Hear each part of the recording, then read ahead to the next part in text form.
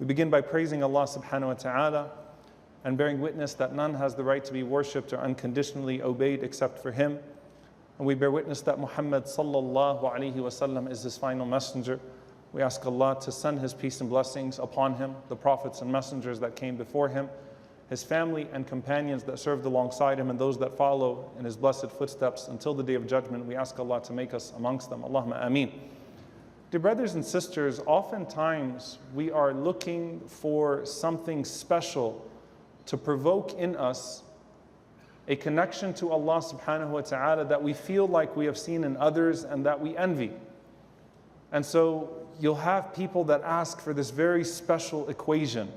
You know, Shaykh, what's one dua I can make so that I can quit this sin?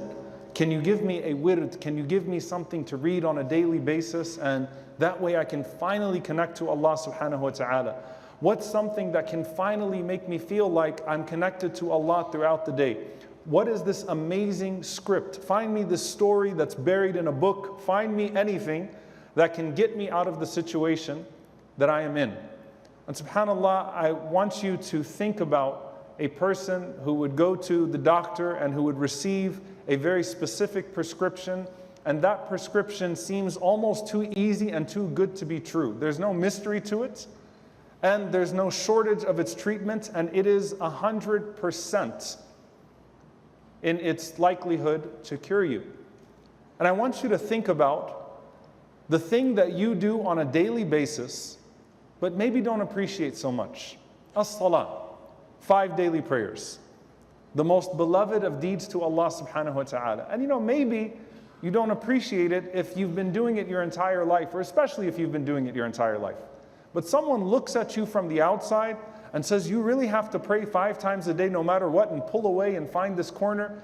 And to that person that's walking in the airport and that sees you next to a gate, or that person at school that sees you on time praying and in the corner doing your ruku' and your sujood, you look like a monk to that person. But to you, this is just another thing you got to get done throughout the day. And I want you to think about how special these 5 prayers are for a moment. That the Prophet ﷺ said that they are ahabbul a'mali ila Allah, the most beloved of deeds to Allah. As-salatu li waqtiha, or as-salatu ala waqtiha. To pray on time is the most beloved of deeds to Allah subhanahu wa ta'ala. وَمَا تَقَرَّبَ إِلَيَّ عَبْدِي بِشَيْءٍ.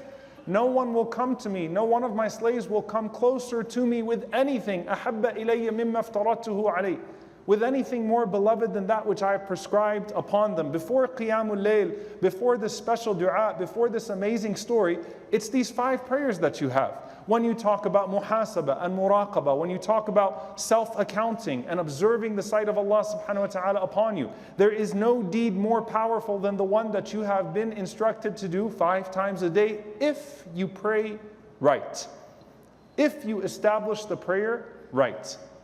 So I want to sit with this ayah for a bit, where Allah subhanahu wa ta'ala says in Surah Al-Ankabut, "Utlu ma uhiya ilayka min al-kitab wa aqim as-salah." Recite that which has been revealed to you of the book and establish the prayer.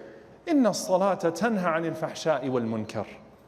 Verily, the prayer forbids, it stops you, it forbids you from falling into al-fahsha wal munkar. 2 categories of sins. The ulama have long, beautiful, powerful reflections on these 2 categories. If you read the English translation, it would say the major and the minor sins, the extremely foul sins, and the sins that might be considered more consistent or more regular or amongst the overlooked sins.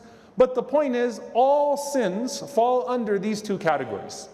And al-fahsha tends to represent in the Sharia that which has a level of disgust, that which is qabih, that which is flagrant, that which represents a different stage in your distance from Allah subhanahu wa ta'ala. That's why Allah Azza wa Jal refers to zina, adultery, fornication, and all types of sexual deviance with this term of fahisha, because it's foul, it takes you so far away from Allah subhanahu wa ta'ala.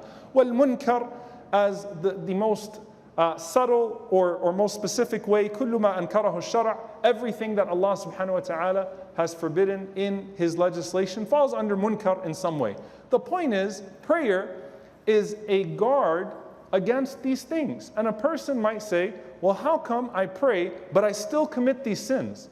does that mean I'm not praying at all? And there is a hadith that's narrated in a Tabarani that is extremely weak, but that gets quoted frequently that seems to indicate that much, where the Prophet ﷺ in this report is said to have said, مَنْ لَمْ تَنْهَهُ صَلَاتُهُ عَنِ الْفَحْشَاءِ وَالْمُنْكَرِ فَلَا صَلَاةَ لَهُ. Whoever is not stopped from these sins, the major ones, the minor ones, the flagrant ones, the regular ones, by their salah, then it is as if they have no salah. Their prayer is not recorded for them. Now this hadith is problematic, not just in its sanad, not just in its chain, but in what it might indicate. There is a report from Ibn Mas'ud radiallahu ta'ala anhu and Abdullah ibn Abbas radiallahu anhuma in their words, مَنْ لَمْ تَنْهَهُ صَلَاتُهُ عَنِ الْفَحْشَاءِ وَالْمُنْكَرِ لَمْ يَزْدَدْ بِهَا مِنَ اللَّهِ إِلَّا بُعْدًا. It is a scary one.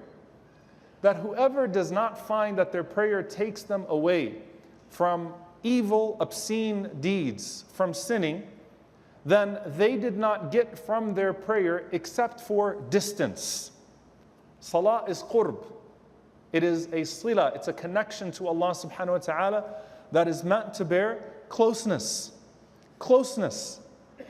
And here, if you are treating your prayer like a chore, or maybe even doing it just to get by, then it may actually be distancing you further from Allah subhanahu wa ta'ala. And a lot can be said about this, that if the most potent form of connection that you have to Allah subhanahu wa ta'ala does absolutely nothing for you, then at the very least there's a hardening of the heart that's taking place. Someone that comes into the religion for the first time and learns the salah for the first time might taste its sweetness quicker than someone that's been praying for so many years. And inshallah ta'ala, the salah is documented for them, but the heart has not been softened in any way, and the closeness to Allah subhanahu wa ta'ala is not being established. Now there are two incidents with the Prophet sallallahu alaihi wasallam that are very important in regards to this ayah, which is that there's a difference between a person who is praying and who is falling, even in fahisha, even in deep sin, but that goes to their prayer and hopes that their prayer will cure them from that and seeks a connection with Allah subhanahu wa ta'ala, but is at a particular point in their journey. See, a lot of times you diagnose two people wrong because you frame them based on the output in the exact same way. The munafiq could look indistinguishable from the struggling Muslim to the outward eye, but there's something of the heart. And so we find in an authentic narration that the companions came to the Prophet ﷺ and they said, Ya Rasulullah, inna fulana yusalli bin nahar wa yasriqu bil layl. Think about this lifestyle. This man prays in the day or prays at night and steals during the day. Think about this. He prays during the day, he steals at night. He lives between salah and sariqa, theft. And the Prophet ﷺ responded and he said, Inna salatahu la tarda'uhu, that his prayer will one day bring him back. And another authentic narration from Anas radiallahu ta'ala anhu, he said, أَنَّ فَتًى مِنَ الْأَنصَارِ كَانَ يُصَلِّي مَعْ رَسُولِ اللَّهِ صَلَّى اللَّهُ عَلَيْهِ وَسَلَّمَ, that there was a young man from the Ansar. And realize no one was Muslim that long with the Prophet ﷺ because his entire mission on earth was 2 decades, alayhi salatu wasalam. And if you're an Ansari, that means that it's less than a decade. And so this young man used to pray with the Prophet ﷺ, but look at his description by the companions. ثُمَّ لَا يَدَعْ شَيْئًا مِنَ الْفَوَاحِشِ إِلَّا رَكِبَهُ. There wasn't a single one of the obscene deeds except that he was guilty of those deeds. فَوُصِفَ لَهُ صَلَّى اللَّهُ عَلَيْهِ وَسَلَّمَ حَالًا. He was spoken about to the Prophet ﷺ, described to the Prophet ﷺ in this regard. And the Prophet ﷺ said, إِنَّ صَلَاتَهُ سَتَنْهَاهُ يَوْمًا. One day his prayer is going to stop him. One day his prayer will bring him back. Look, the man has shut a lot of doors between him and Allah subhanahu wa ta'ala. Don't shut the most important door that he has. And to all of the people in here that are struggling, even with a major sin, don't diminish the major sin, but don't let shaitan get in your head and tell you, what's the point of your salah if you're committing this sin? And Anas goes on to say, subhanAllah, that this young man repented to Allah subhanahu wa ta'ala shortly after the Prophet ﷺ said that. And so don't let the shaitan play you into thinking that at any point giving up the salah is necessary because you've distanced yourself that much from Allah subhanahu wa ta'ala. But then it brings us back to the ayah. Then what is the ayah saying? If it's not saying stop praying, if it's not getting you to stop these sins and not getting you to be more accountable with these sayyat, then what is the ayah actually saying? And this is the beautiful hadith from Jabir ibn Abdullah radiyallahu ta'ala anhu, that the Prophet sallallahu alaihi wasallam said, مَثَلُ الصَّلَوَاتِ الْخَمْسِ كَمَثَلِ نَهَرٍ جَارٍ غَمْرٍ وَفِي رِوَايَةٍ عَذْبٍ. The Prophet sallallahu alaihi wasallam said, the example of your 5 daily prayers is like a flowing deep river. A flowing deep river. And in one narration, عَذْبٍ, which means it's sweet. Imagine a sweet flowing river. عَلَى بَابِ أَحَدِكُمْ. That is right in front of your door. Now I want you to just think about what's being suggested here. Number one, the ulama say you can take every word of the hadith and there's beauty. It's flowing, so it doesn't stay still and it doesn't become corrupted at any point. It's like a flowing, pure river. The second thing, it is deep. There is plenty of water for everyone to immerse themselves in. The salah is there as a cure for every single person that wants it. There's no shortage of it. You don't need to go anywhere necessarily for it. Of course, the masjid has its place. I'm saying in general, it's there for you. It is near to you. It is consistently available to you. And it is meant to immerse every single part of your body. And it is sweet. And ala babi ahadikum, it's right there. It's right there. You don't have to travel for it. And the Prophet ﷺ said that the example is that a person bathes in that river 5 times a day. What type of filth would remain on a person, as Al-Hasan rahimahullah comments on this, if he bathes 5 times a day? Think about a person who showers, shampoos, soaps up, conditions 5 times a day. Perfumes, everything. Physically speaking, can you imagine a person like that that showers 5 times a day? Can you imagine a person like that that takes a real shower 5 times a day? What are they going to smell like? What are they going to look like? How fresh will they be?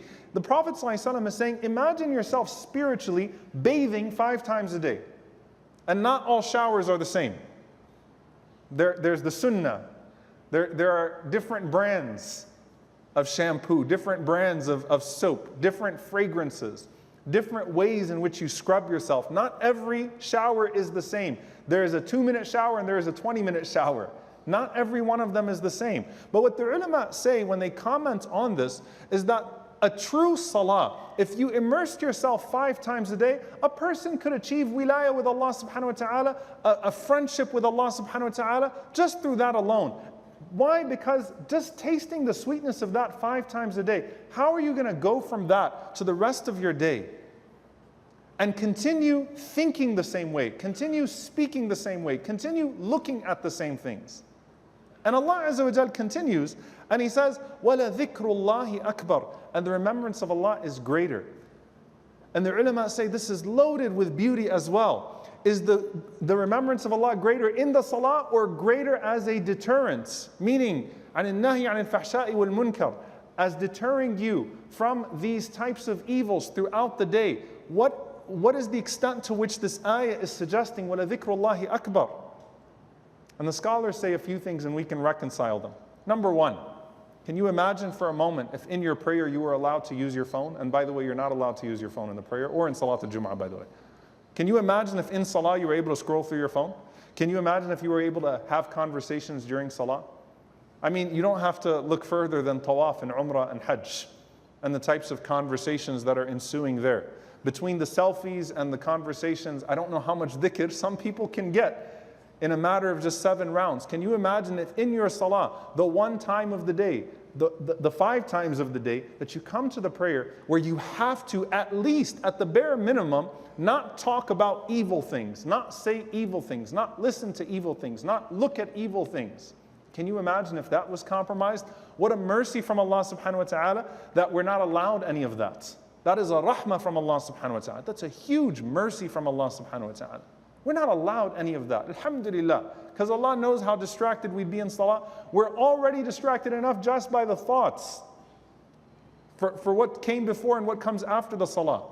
But on top of that, Imam Ibn al-Qayyim rahimahullah says, what is it that's going to prohibit a person from the effect of sin inside of them? It's the dhikr inside the salah. When your whole body is in a state of dhikr 5 times a day, and you're remembering Allah subhanahu wa ta'ala, And as Ibn Abbas radiallahu ta'ala anhuma says, and beyond that, if a person is in a state of remembering Allah subhanahu wa ta'ala throughout the day, then they don't even have to wait to be pulled to a full immersion of dhikr 5 times a day. What greater way to protect yourself, to protect your eyes, to protect your ears, to protect your tongue, than being in a state of remembrance of Allah subhanahu wa ta'ala throughout the day? You can't guard yourself around the consistent signals of evil today unless you have a consistent spiritual habit of connection to Allah subhanahu wa ta'ala. It's the only way. The more extreme those signals get, the more committed you have to be to those things that Allah Azza wa Jal put right in front of you. So what am I saying, dear brothers and sisters? Not all salahs are equal. But if you've been treating your salah, if you've been treating your 5 daily prayers as just an obligation you need to hurry up and get through and move on from, take a step back and remind yourself that Allah Azza wa Jal just gave you the greatest gift in these 5 prayers. Treat them right. Honor these 5 prayers. You know, subhanAllah, there's a hadith, and I'll end with this narration. It's a beautiful one, and it's similar to one that we hear around Ramadan, and it's also authentic. About 2 brothers. And it's narrated from Sa'd ibn Abi Waqqas radiallahu ta'ala anhu, whose son narrates it from him, that there were 2 brothers in the time of the Prophet sallallahu alaihi wasallam. And one of them, هَلَكَ أَحَدُهُمَا قَبْلَ صَاحِبِهِ بِأَرْبَعِينَ لَيْلَةً. One of them died 40 days before the other. So just a little over a month before the other, one brother died before the other. And they were speaking in front of the Prophet ﷺ, and they were talking about the one who died first. One died 40 days before the other. So the Prophet ﷺ is listening to them praise the first one that passed away, and then he says, أَلَمْ يَكُنِ الْآخَرُ مُسْلِمًا? Wasn't the second one a Muslim too? You're talking about the first one. Wasn't the second one a Muslim as well? And the Prophet ﷺ wants to make a point. They said, Bala ya Rasulullah wa kana la ba'sa bihi. They said, yes, O Messenger of Allah. And he was all right. Like he was okay. La ba'sa bihi. He wasn't as great as the first one. And the Prophet ﷺ, in this particular narration, he says, وَمَا يُدْرِيكُمْ مَا بَلَغَتْ بِهِ صَلَاتُهُ. What do you know about what rank his prayer delivered him to? And the Prophet ﷺ repeated that the salah, the example of the salah is like a flowing river in front of your homes, 5 times a day that you could bathe in it. And the Prophet ﷺ says, فَإِنَّكُمْ لَا تَدْرُونَ مَا بَلَغَتْ بِهِ صَلَاتُهُ. You don't know what rank his salah took him to. You don't know how much that extra month of just the 5 daily prayers alone actually elevated his rank. You have no idea. And dear brothers and sisters, when you go to the graveyard and you're seeing these people that are under the ground, and you ask yourself what it is they would want if they could have one more chance, it might just be that Salatul Asr and that Maghrib you just do on the side, and you do it as a sense of burden, like I've got to get this out of the way. And for them, it would be more precious than an entire lifetime to just come back and to get one more Salatul Dhuhr, one more Jum'ah, one more Asr. That's the gift that Allah Azza wa Jal has with you right now. If they could say, give me one more chance, let me get one more Dhuhr in, one more Asr in. What are we doing with these precious prayers? And so it's worth it to immerse ourselves, to learn the words that we're saying, to add on the sunnah. وَلَا ذِكْرُ اللَّهِ أَكْبَرُ. Dhikr is driven by love. To add on the dhikr after the salah and beyond, to remember Allah subhanahu wa ta'ala between the two. إِنَّ الصَّلَاةَ تَنْهَى عَنِ الْفَحْشَاءِ وَالْمُنْكَرِ. May Allah subhanahu wa ta'ala prohibit us from the evil things that taint our souls, that darken our hearts, that don't allow us to perceive His greatness or the magnitude of the gifts that He's given to us anymore. May Allah subhanahu wa ta'ala connect us to Him in every way. May Allah azza wa jal purify our deeds so that they are fully pleasing to Him. Allahumma ameen. أقول قولي هذا واستغفر الله لي ولكم ولسائر المسلمين فاستغفروا إنه